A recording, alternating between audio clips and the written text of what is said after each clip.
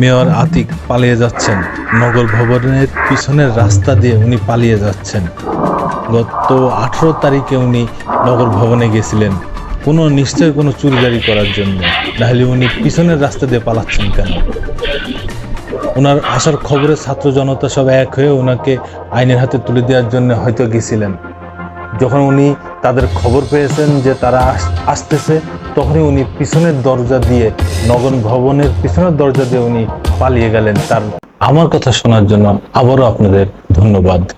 দেখলেন তো ভিডিওটা, মেয়র আতিক কিভাবে নগর ভবনের পিছন রাস্তা দিয়ে, পিছন দরজা দিয়ে কিভাবে পালিয়ে যাচ্ছে দৌড়ই। সে কি দৌড়!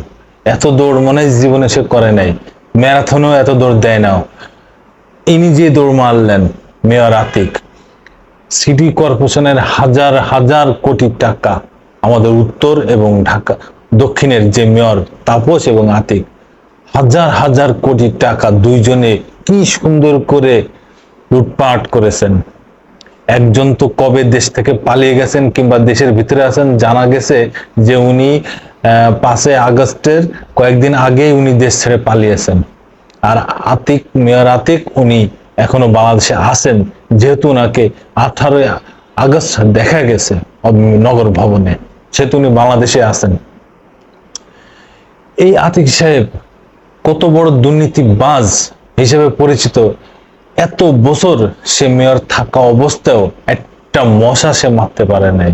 মশার ওষুধ কেনার জন্যও সে বিভিন্ন রকম দুর্নীতির আশ্রয় নিয়েছেন। বাংলাদেশের সবচেয়ে নামি দামি পরিবারের গরু তার ভাগ্নে না ভাস্তা সেই কিনেছে। তাহলে সবচেয়ে দাম দিয়ে গরু, কুরবানির গরু সে কিনেছে। সেই লোক এই মেয়র আতিক, কি একটা অবস্থা! সে হচ্ছে মানুষের, জনগণের জনপ্রতিনিধি। সে জনগণ থেকে পালিয়ে বেড়াচ্ছে। তাহলে তারা জনগণ থেকে কিভাবে বিচ্ছিন্ন ছিল, জনগণের উপরে কিভাবে অত্যাচার করেছে, জনগণের উপরে কিভাবে ঘাড়ে পরে বসে গলা চেপে ধরেছে। যদি তারা জনগণের প্রতিনিধি হয়ে জনগণের কাছেই থাকতো, আজকে সে বুক ফুলায় মানুষের কাছে থাকতো, মানুষ তাকে মাথার উপরে করে রাখতো, মধ্যমণি করে রাখতো। আজকে সেই জনপ্রতিনিধি জনগণের ভয়তে পালিয়ে বেড়াচ্ছেন। এটা কি ধরনের অসভ্যতা, কি ধরনের সভ্যতা! তার নেত্রী সেই 5 তারিখে আগেই পালিয়ে গেছেন, আর তারা তো পালিয়ে বেড়াচ্ছেন দিনে রাতে সব সময়। বুকে যদি সৎ সাহস থাকে, আসেন না জনগণের কাছে। কি এমন করেছেন যে জনগণের ভয়তে পালিয়ে বেড়াচ্ছেন? কি করেছেন আপনারা? এই জনগণ আপনাদের ভোট দিয়ে ওই চেয়ারে বসিয়েছে, মেয়র চেয়ারে বসিয়েছে। আর এখন তো আপনারা যেভাবে ভোটে আসছেন সেই ভোট তো আর হয়নি। তারপরেও তো আপনারা জনপ্রতিনিধি, কারণ ওই চেয়ারে তো বসছেন। কিন্তু কি এমন কাজ করেছেন যে জনগণের ভয়তে আপনারা পালিয়ে বেড়াচ্ছেন?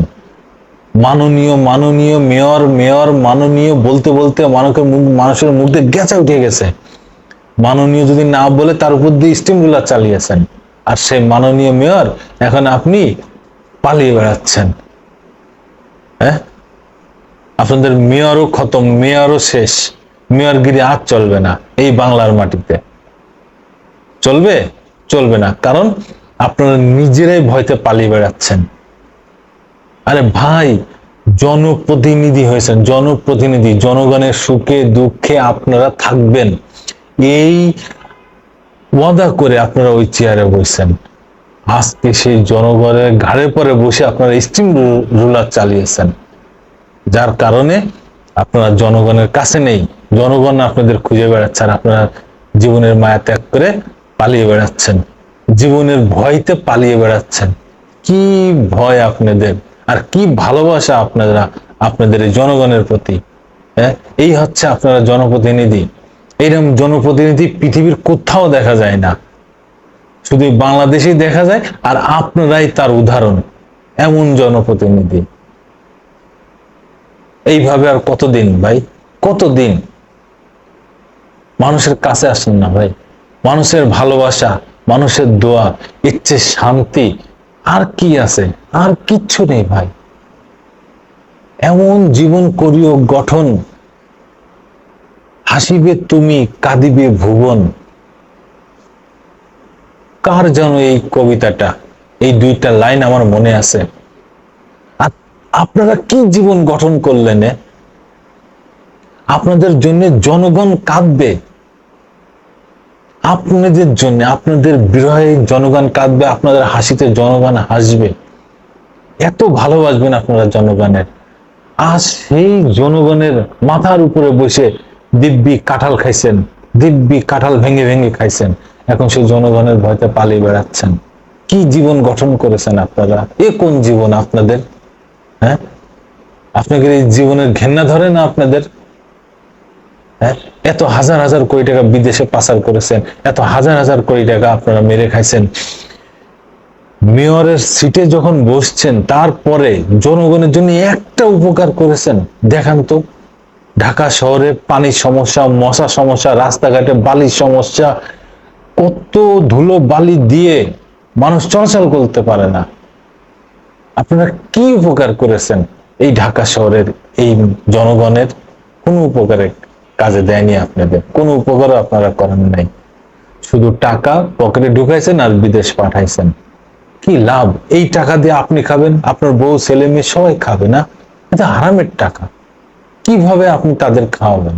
মরে গেলে তো কেউ আপনার এই হারামের টাকার ভাগ নেবে না, আপনাদের নেওয়া লাগবে। তাহলে কেন জনগণের কাছে যান নাই? কেন জনগণের ভালোবাসা নেন নাই? সেই জনগণের ভয়তে এখন পালিয়ে বেড়াচ্ছেন। ধন্যবাদ। আবার আসবো নতুন কোনো কথা নিয়ে, নতুন কোনো ঘটনা নিয়ে। আমি প্রিন্স।